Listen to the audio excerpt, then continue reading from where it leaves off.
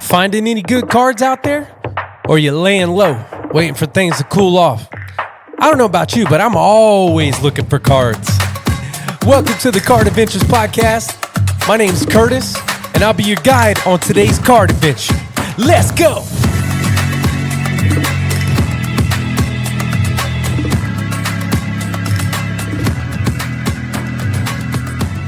What's going on, y'all? Welcome back to the Card Adventures Podcast. Looking forward to another collector conversation today with my man Caleb at Powerwh33ls. This man has an incredible collection, and today we're going to have him on, talk about some of his cards and his card adventures. Without further ado, let's jump right in. All right, everybody, we're here with Caleb at Powerwh33ls. Now, don't forget, the two E's on the end are actually threes. He's on Instagram. He's got an insane Brady collection, and he's a really cool guy. Just one of those guys in the hobby that you want to know and get connected with. Caleb, welcome to the show, man. I appreciate you jumping on. And how you doing today? Hey, Curtis, I'm doing good. Thank you so much for having me on. I've been pumped all day, ready for this. So, absolutely looking forward to it. I'm ready too. We're going to talk about some cool cards. First, just want to talk about you a little bit and your collecting card adventure, your journey, your experiences. So you're located in Mississippi? That's where you live? That's right. Yep. That's right. I grew up in Louisiana, and then we moved here about 4 years ago. So okay. And you somewhere along the way became a Tom Brady fan, obviously, because your PC is primarily, if not exclusively, maybe Tom Brady? Yeah, it's pretty much Tom Brady, and I dabble in some other things like jersey patches. I don't have a lot of them yet. I'm totally certified, but primarily, yeah, Tom Brady. Very cool. So when you say like dabble in other things, a couple other players too, or just Brady? Really, like if there's like a particular type of card I like, I try to get players in that type of card. Very cool. So it kind of expands it a little bit. Yeah. A little bit of set collecting, a little bit of brand collecting. That's cool, man. Yeah. So tell me this then, guy from Louisiana, now in Mississippi, how'd you become a Tom Brady fan? Man, okay. Well, I actually started collecting as cards first, and then I became more of a fan once I started doing that, if that makes any sense. So here's how it started. You started with the cards? Started with the card. Yep. Wow. And what I wanted was, I was a collector, and I'd always wanted a superfractor in my collection. I wanted a one-on-one superfractor. I was a kid. I loved Topps Finest. That was nostalgic. It was like a card that you could only dream of having. And I didn't necessarily want a Tom Brady one. I just wanted any superfractor. And at the time, I was really into Tim Tebow, and I was collecting Tim Tebow cards. It was during Tebow Mania. Oh, yeah. And I remember a Tim Tebow rookie patch, superfractor auto popped up on eBay. And we were having a garage sale, and I had about 12,000 common cards. And I told my wife, I was like, I bet I could sell these for a couple $100. I was like, maybe I should do this and turn it all into that Tim Tebow superfractor. Wow. And yeah, so I sold them, and I got $200 for the commons. And then I said, at the time, I never really spent that much money on a card. I was like, this was going to be my biggest purchase at the time. Okay. And there was also a Tom Brady superfractor on eBay that I was looking at, and I was like, kind of had it in the back of my mind. And I was like, man, I really want this Tebow. And I was like, I'm going to spend $300 and maybe I'll get it. And the card ended up going for over $700, which doesn't seem like a lot nowadays, but back then that was a big sale. Yeah. And that Tebow, like I said, went over 700. I was like, oh my goodness. I was like, oh well. And I was like, well, Brady's still sitting there. And it was at like $350 or best offer. And that was when I went ahead and bought it. I got it for $300. Wow. And that was when I picked up the 2012 Tom Brady. Oh my goodness! Superfractor. No way! You got that thing for $300? $300, man. I tell you, man. I told you I was a school teacher. I'd say, there's no way I should be owning these cards. Like, wow! I'm not supposed to have. Look at God, brother! Look at the Lord! That's freaking awesome, man. Crazy, dude. Golly, may I ask what you think that thing's valued at today? I've had 6-figure offers on that card. So just that one. Yeah. unbelievable. Holy I remember opening that one up in the post office, the parking lot when I got it. It was delivered. I guess I missed the delivery, and I went to the post office to get it. And I opened it up. I was like, oh wow, this is what one of these looks like. And then I was like, so I had my Brady. I had my shouldn't say I had my Brady. I had my superfractor that I wanted. And then I was like, well, let me learn more about Tom Brady. And then I watched this documentary where it was about the 6 quarterbacks drafted before him. And his story, I just fell in love with it because I love underdogs. And Brady was an underdog. Like he was the backup on his high school freshman team. He didn't start until the other kid quit. And that's when he got to play. And then went to Michigan, was a 7th stringer. He barely got drafted. He was a 4th stringer in New England. It wasn't like Peyton Manning where he goes to Newman High School. His dad was Archie, a local. He's going to start. Number 1 recruit in the country.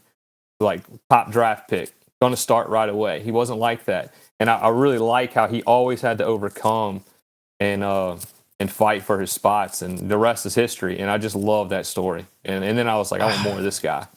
That's cool. Those are good reasons to want to collect somebody. I can tell your passion and your connection. Oh, yeah. And, it's so cool. That's kind of how I was, with Kobe Bryant. My son got me into collecting Kobe Bryant in 2013, and it was purely passion, man. It was appreciation of his game, his mindset, his will to win. And that's what drew me into him and connected me to his cards. I got to ask you a couple things, though. My mind I'm like bringing my mind that's been blown into a million pieces back in this thing. What year was that when you bought that superfractor for $300? It was around 2012, 13? Yeah, it was about probably 2013. The card 2012, it was probably a year after that. It was just before the Seattle Super Bowl. Okay. And, so he had 3 rings, and then he went on to go get. Well, I only guessed that because of what you said about Tebow. So I was like going back in my mind about Tebow, Tebow time. Bro, I'm still blown away by that. I know, and it confuses people too, because like sometimes if I want to, like if I'm interested in a card from somebody, I'm like, well, he has the superfractors. I'm gonna charge him this, But I'm like, man, I didn't pay a whole lot of money for these cards. It just kind of worked out. Oh my gosh, dude, I'm blown away. Well, that's freaking awesome. I know there was a good handful of Kobe's that I bought in 2013 for pennies on the dollar that I wish I turned around and sold them in 2015. As I got out of the hobby for a few years again until I got back in 2018. And but those cards, but nothing like the come up of that freaking. I mean, that's a legendary hobby. I mean, that's a crazy come up, dude. Holy smokes! And you know what's cool about it too, Caleb, is you weren't. That's not even what you were thinking. That's not even what you were trying to do. But the fact that you turned, some freaking junk wax into a Tom Brady superfractor that is worth 6 figures. Wow, that's freaking cool. Yeah, I appreciate it, man. That's funny because that thing had been on eBay for a while. It wasn't like it went on there and it was sitting there. Like I was like, well, if the Tebow doesn't work out, and I was waiting for it the auction to end. I was like, I'll go get that Brady maybe. If I only had a time machine, golly, that's freaking awesome. I really am glad that you shared that, and I'm glad that you shared that card because I wasn't prepared for that. But sometimes the surprises are the best. That's what the card adventures are all about, baby. That's what it's all about. Well, that's freaking awesome, dude. And again, I love your passion for Brady. I could tell you got a real connection there. So, Caleb, how do you feel about the current state of the hobby? Good, bad, indifferent, whatever. Just how you feeling about the state of the hobby right now for Caleb? A little bit indifferent. Obviously things are really high. A lot of the cards that I want are just that I'd want to add to my collection. They're kind of locked away. It's just there's not a lot of like super rare. I like super rare stuff, and there's not a lot of it available. And sometimes I might see cards that I like, but it would require me to give up cards that I have. And I've kind of very fortunate and thankful that I've been able to, acquire a lot of the cards that I do have, and I don't want to move them. To get some of these other cards. Bro, you got some killer cards. We're going to show some of them today, but you really do. Guys, you got to check out Caleb's collection on Instagram at Powerwh33ls. Again, the last couple of E's there on wheels are 3s. If you're looking them up, although you probably find it either way, he's got a crazy collection. And so, before we jump into the cards, I hear you saying like, yeah, there's cards out there that you want, but you really only go after rare stuff, which a lot of your cards are rare. So that's, I can see that. Are there ever times that you say, you know what? Okay, I'm going to move a piece so that I can acquire some other stuff, or I'm going to move a piece just to, put some cash in the bank. Like, do you move stuff? And if you do, what do you like? What's your mindset? I don't. My mindset is I don't really care about the money. And I went back and listened to your interview with Grant because I've never really talked to him a whole lot. But every time I've heard him on a podcast, I just love hearing him talk. He is like one of the wisest people in this hobby. Yeah. And I kind of have that same perspective where he mentioned like when you have a rare card and you move it, you want to get another rare card in return. And you don't, I kind of feel that way too. Like if you have something special, you need to make sure you get something special in return, because once you let a really special one of one go for money, you're probably not going to be able to find another one to buy back, and you kind of dwindle down your collection, and it kind of drops it down a level. That's kind of how I view it. So like if I were to move a really rare piece, which I've done before, I want to get another rare piece in return. And if I have an opportunity to move like really good pieces, really strong pieces to get a more rare piece, I'll do that. And I've done that before. That was kind of how I got my 2011 Brady Superfractor. I just put up a story sale, and I had a bunch of really good stuff. I mean, like gold refractors to 50, like the O2 Bowman Chrome, and different cards like that.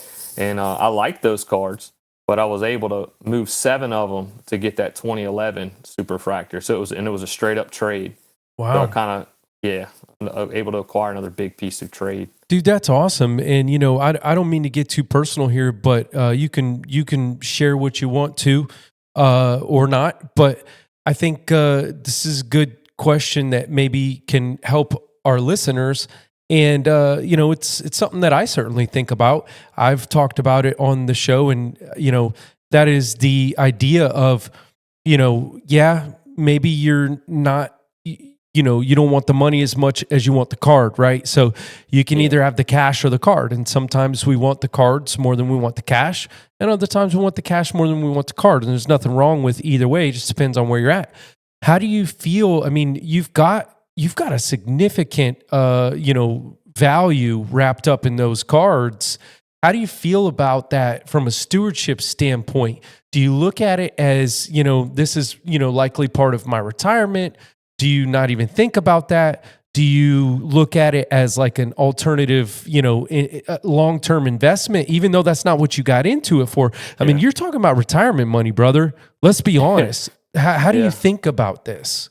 Man, it's a lot. I definitely do at this point. To kind of think about it as like some retirement, that playing a role into retirement for sure. Absolutely. I think of it as a responsibility that I have too, because there are some pretty valuable pieces in there.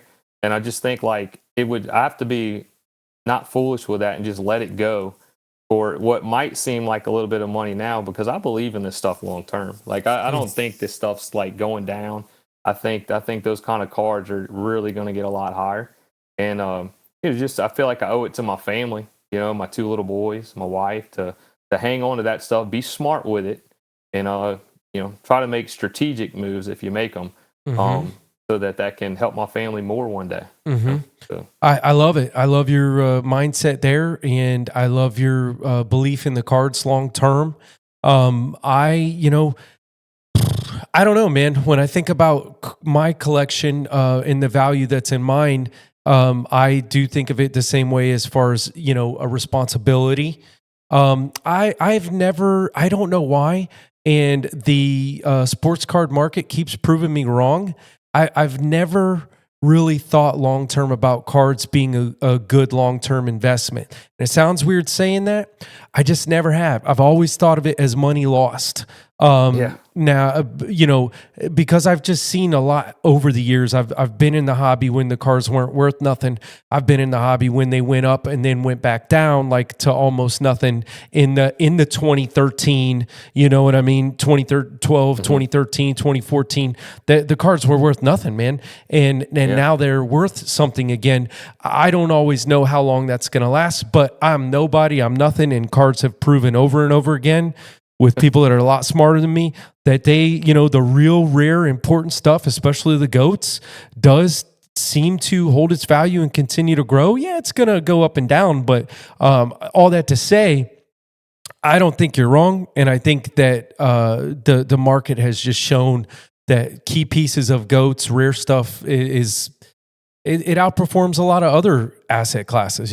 So It does. You're right. I agree. No, and I agree with everything you're saying. Because I collected when I was like a kid and when I was a teenager, and I remember going and just buying a lot of different like star players, and like you'd buy them, and yeah, they're all worth so much less than when I paid for them when I was a teenager, right, yeah, or in college, and but that was another thing too, is when I started to go back and buy more cards that I wanted growing up when I started my career and just had more income.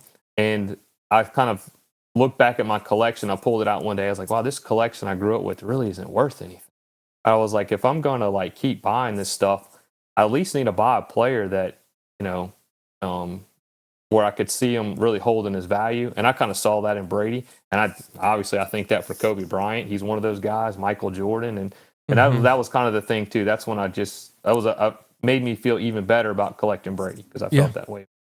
Yeah, and that's cool. And I think too, like I'm big on collecting. I think that the average collector is smart to explore non-goats and collecting non-goats for the sake of affordability, having fun, things like that. But when you're talking big money, you got to try to play it safe. And just give you a quick example, and then I'm gonna jump into some of your amazing cards. But there's only a certain amount of money that I'll spend on Mike Evans. Now, I love Mike Evans every bit as much as I love Kobe Bryant. I do. In my heart, in my memories, he is right there with Kobe, if not even more. But I also know that Mike Evans' long-term financial, there's only so much money I want to spend on him that I think that will be safe long-term, that I'm not going to, lose too much money on. Whereas Kobe, it's like, okay, yeah, I feel more comfortable spending big money on Kobe just because I think that money will, be there in the long run if I need it, when I need it. Whereas with Mike, I love him to death. He's my guy. But I will only spend so much on his cards for that reason. And so it's cool. If you're just, listen, guys, just talking to listeners for a second, if you're messing around with small money, having fun, buy what you like, buy who you want. And that we're always going to preach that on the Card Adventures podcast. But if you're spending big dollars, think twice about who you're investing in. That's all I'm going to say. So without further ado, Caleb, let's jump into some killer cards. Bam! How about that? Starting off strong. 2018 Panini Prism Stained Glass Gold Mojo. My goodness, this card is freaking insane. For me personally, I love golds, but I'm big on Mojo and I'm big on stained glass. When you can have gold, stained glass, Mojo all in one card, which I haven't seen for a while. Freaking A, dude. How'd you get this card? Man, yeah, this one just has so much color in it. That's what makes it so special. This was a card I bought a long, long time ago, probably in 2018. Wow. I just saw it on eBay. Wow. And I was like, man, I bet that's a pretty card in person. Had never seen one. No one was really talking about them yet. But I was like, man, I just bet that design, that Mojo design with all that color has got to look so nice. Oh, yeah. And there was a guy, he had it on eBay unfortunately, he had it in a lot sale. He had that card, and he had like two Brady autos. So it was like, so he wanted like several $1,000s. Looking back on it now, it would be pretty cheap for that lot. Yeah. But back then it wasn't. Right. And so I messaged him. I said, hey man, would you mind, breaking that lot up? Could I buy just that gold one? And he said I would need I'll do it, but I'll sell it for $850. And that's cheap now, I know, but back then it was a lot. And I was like, man, I couldn't do 850. And then I was like, could you do 650? And he said, no, I couldn't do 650. And then he put it in auction, and I won it for 425. Oh my gosh. Holy smokes. And I'm sure it is worth many, many multiples that today. Freaking killer card. I love the action photo shot here of him, and just I love the towel. I love the color. I love everything about this card. Gorgeous card. Just center focal point. It's a gorgeous card, and that story makes it even better. This next one I'm going to show, I love this next one, man. It's just, for me, it really does the trick. Boom. The 2013 Prism Purple Ice. I love the 2013 Prism product, and to have ice on the 13 product, this was exclusive to football. They did not make the purple ice for basketball. If I'm wrong, go ahead and call me out, somebody, but I'm 99.9% sure that's just a football exclusive parallel. And what is it numbered to? It's 40. Numbered to 40. So, pretty low numbered card. I love the cracked ice. For me personally, I love 2013. Obviously, the grade here is just kind of a bonus on top, but damn near a black label, dude. 10, 10, 10, and 9.5. Holy smokes. How'd you get that, and how do you feel about it? I love it. When I first opened it, first I'll tell you, I got it on eBay. It was a buy it now for $200. Oh, yeah. $200. Graded already? Already graded. TGS10. You're killing me today, Caleb. You're killing me. So right now, the 3 cards you've seen, I have a total of $925 invested. Oh my gosh. Yeah. Holy I'm not gonna lie, brother. I'd have such a hard time holding with those profits. Oh my gosh. Y'all can call me what you want to, man. Everything's for sale. It's all for sale. Holy crap, man. Wow, that is so cool, buddy. I love the purple ice. Not traditionally like something you would think, for like Brady colors and stuff, but for me, because it's exclusive to football and it's the number to 40 and it's just cracked ice and 2013. Come on, man. How much shine can you get? It's really pretty. Like the purple in the refractor, like the little, I guess the ice flakes in it. It brings up the flakes, kind of bring out a lot of blue. So that blue and that purple just really look nice. It does. When it shines in the light, right? I freaking love that card. Let me show you another card that I love for personal reasons. Bam, the 2020 Optic Gold. Tom Brady. This is a championship year, folks. I love this card. It's simple, but it's solid. How'd you get this? How do you feel about it? What's up? I love it. When his Bucks cards were first coming out, I wanted a good Bucks card. I was really excited about the move and what they were bringing there. And I liked the photo on that one. It was just a bigger photo than some of the other brands. It was like centered. It was like close up, and I just liked it. I liked how you could see the Bucks helmet on the side of the helmet because he's looking sideways, and I liked that. It just said Bucks, and so that's the one I wanted. And I bought that one. Somebody had it on eBay for a few thousand, and I got it. We back and forth on the offers, and I got it for like $1,500. Wow! And then I sent it off to get graded. So was that in probably 2021? It would have been around shortly after that set was released. So, okay, it wasn't real late. Yeah, because Brady went on a little run after that, and then back down a little bit, and then now out of this universe again. But yeah, 1,500. Shoot, where do I sign up? I'll take it from you for double that right now, buddy. I love it. I had the Mike Evans, and it's funny. I was talking about this on another episode.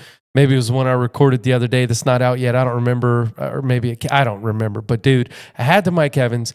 I have no clue why I let the card go. I'm trying to complete the run, but it was a few years ago. I gave it up for something. I can't remember. I thought that I would get another one.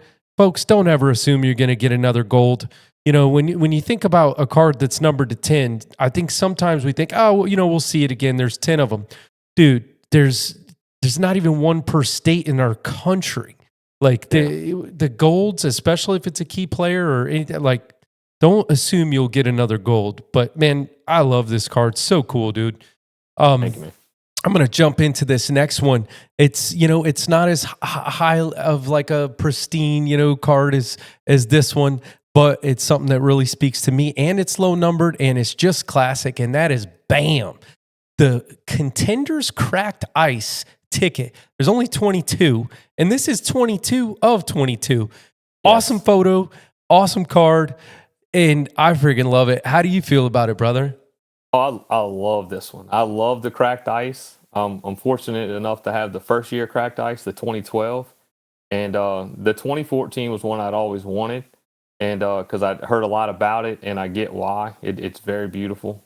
So I was happy to get that to put with the 2012. Those are my two favorite years of it. As you pointed out, it's 22 of 22, so that made it pretty sweet because my son and I were both born on the 22nd. Oh, so yeah. When I saw the 22-22, I was like, oh, that's kind of cool. That's cool. And, I like how you can see his eyes, like where he's looking in this photo.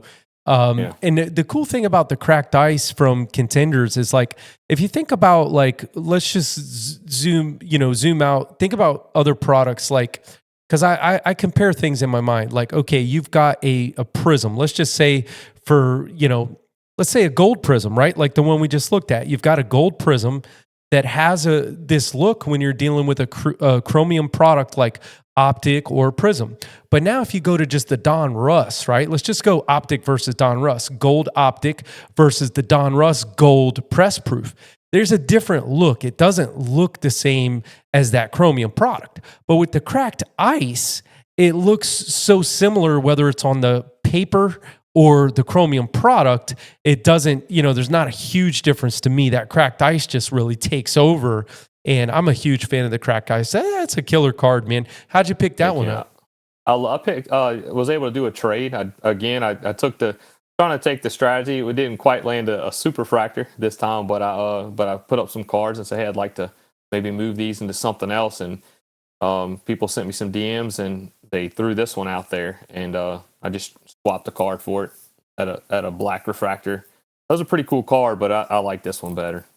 I like that one better too. I'm a sucker for Cracked Ice and bookend. When it comes to bookends, I don't know why I'm weird when it comes to bookends and jersey numbers. They don't always do it for me. Sometimes it just kind of depends on the card. The higher the number, the more I like the bookend, right? So like if there is, 1,000 cards and it's the first one out of 1,000 or the last one out of 1,000, like the Kobe card I talked about a few episodes ago, then it seems like more improbable, right? And not knocking this card at all, but when you have a lowered numbered and it's a bookend, it's like, well, yeah, it was a 1 in a 22 chance, you know what I mean? But it's still cool. And this card just, like I said, Contenders is classic for me. 2014 is special to me personally because it's Mike Evans' rookie year, and he has some really cool Contenders cards. I was glad that he was in the 2014 Contenders, 2014 Prism. There was just some really cool 2014 sets that Mike Evans was in. But yeah, killer card, man. I saved another really cool one for last, and we're not quite out of here yet, but this is going to be the last card that we talk about. This card right here, baby, very hard to find. 2014, totally certified Mirror Platinum Gold. Folks, this is numbered to 5, not 10. They only made 5 of these, and these are very hard to find. Beautiful card. I love the determination on his face. And, these have a very special shine to them. They're different. They do hit different. Caleb, how'd you get this card? I got this one through a purchase. I bought it from a collector, totally certified collector. Oh, okay. I know you're talking about. IG name wrong. But I'm gonna look him up while you're talking because I want to shout him out. Go ahead. Yeah, his name's Brandon. Awesome guy, man. And he I kind of was getting into the set. He has loads of basketball ones. He has like, I don't remember how many of the 1-on-1s. It's just unbelievable. And so I was just kind of asking him about the set, wanting to learn, and he was he was educating me on it, and I really wanted to get a hold of the Brady's. And he had a Brady Gold, and he made it available to me, and I was able to acquire it. So really thankful for that. Absolutely. One of my favorite cards. Were you talking about totally certified die cut? Yes, okay. That's it. Yeah, he's a cool guy, and he's definitely the certified master. He knows all things certified. So he's the guy for the certified stuff. So he allowed you to acquire it from him. And how do you feel about the card? Man, I love it. Like you said, it's a different kind of shine. There is not anything else like it. There's not another Panini card from that era that shines like this. It's explosive color. I mean, it just the texture. Yep. I mean, it's totally different. All that like etching and stuff like that. The photo's close up. It's big. There's a different photo on the back, which I like. I don't like it when there's no photo or the same photo on the back. I think it's kind of they could have tried a little harder. I've never thought of that. I appreciate when there's a different photo on the back of a card. I've never even thought of that. That's cool. Man. Yeah, dude. And here's the thing too, the hobby knows if you've been, hobbying hard enough for long enough, there was a couple years that this thing, the certified platinum mirror platinums were kind of touted as the next PMG. It's not that, it's not going to be that, but you know what? It don't have to be. The mirror platinum from Totally Certified is its own thing. And it is, in fact, they're rarer than PMGs, but they haven't yet taken the traction or they haven't become the staple for, a value, store of value, if you will, like the PMGs have. And if they never do, it doesn't matter. It's its own thing. But it is definitely unique. The texture, the way that it shines, it's not like a regular refractor or prism. It's kind of got its own deal. I want to encourage you in the audience, if you've got a player that you collect maybe from that era or a team that you like from that era, get yourself a mirror platinum. Now, it's not just the mirrors. It's got to be a mirror platinum because they've got a different shine to them. If I said that correctly, did I get that right? It has to be a platinum mirror, not a platinum. Okay, so get a platinum mirror. Make sure you remember that word mirror. Get a platinum mirror. There's reds, there's blues, there's golds. Reds are to 25, blues to 10, golds to 5. There's green, that's a 1 of 1. But if it's the mirror, make sure you get the mirror, the platinum mirror. They're very cool. Try one out, see if you like it. And I definitely like this one. And I definitely like your collection. I like your style. I like your mindset. I like Tom Brady. There's a lot to like here today, Caleb. Man, I really appreciate you. Before we get out of here, Caleb, if there's anything that you would want to share with the other collectors that might be listening right now, just a nugget or just something that's really been on your mind regarding the hobby lately, is there anything that you'd like to leave our listeners with in regards to the hobby or anything you want to say? Man, just collect what you like. I know you hear it all the time, but it's the truth. If you don't worry about what other people are collecting, like especially if you're new. I know that's probably easy to do. It's probably to see, you go to a show and everybody's talking about like some sort of prism base rookies and PSA 10 prism card of like just kind of base cards. And you see a lot of people doing that. So you might think that's the way to do it. But I would discourage that and encourage you to just, if you like it, then you get it. And don't worry about values. That'll take care of itself, Just kind of stick to what you like. I remember when I first got that first Brady Superfractor and I first showed it online. I remember one of the comments said, because it's funny to me now, but he said, oh, that's an okay card. He was like, you need to think bigger. Well, at the time I thought I was thinking big. And so it just played out differently than whatever that guy thought. But I just never forget that. He's like, think bigger. That's an okay card. What if I would have listened to that guy and sold it? Mm-hmm. That would have been silly. So you just got to trust yourself, and people aren't always gonna. And sometimes if you have good cards, man, there's good guys. They're gonna give you your props, and some people aren't gonna say anything. But just because someone might not comment about your card doesn't mean it's not a great card. Yeah. And here's another thing too: is there can be more than one good card. Sometimes people are like, this is the one. This has to be the one. This is the best set. Guys, it's okay if there's more than one good set. Mm-hmm. There can be more than one great player. It doesn't have to be one and just act like the other ones just, maybe aren't any good. There can be more than one great card. So true. Good stuff. I like that, man. And as we're wrapping up here, I'm just going to piggyback on that, man.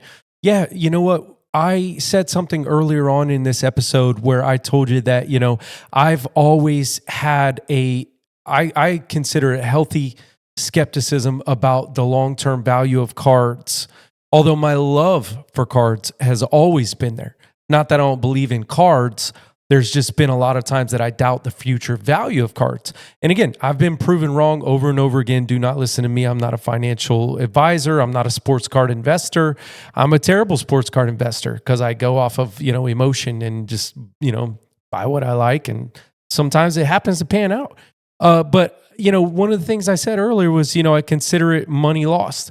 I probably should have said that differently because even if I never get a dime back on my cards, it's not money lost, it's money spent, and it's money well spent for me. The utility value that I've gotten out of enjoying my cards, and a lot of them will hold their value. Even my Mike Evans stuff that I was kind of doubtful for earlier, it'll hold its value in regard to what it's going to be worth because I have key pieces. I have gold prisms. I have, RPAs. I have things, and he's going to be a Hall of Famer. So, it will hold its value.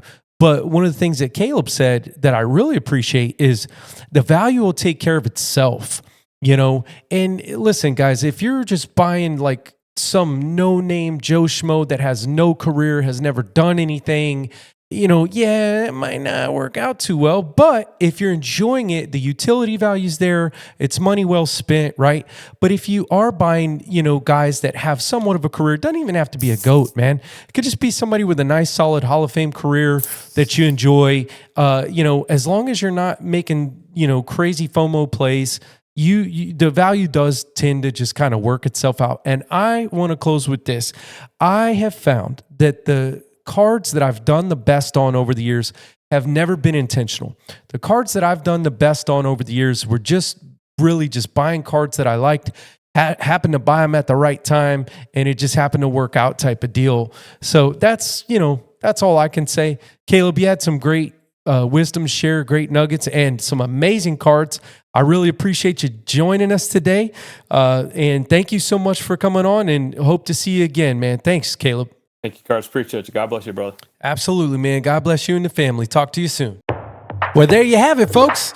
Make sure you check Caleb out on Instagram at Powerwh33ls. And remember, the last two E's are threes. Hope you're having a blast collecting what you love.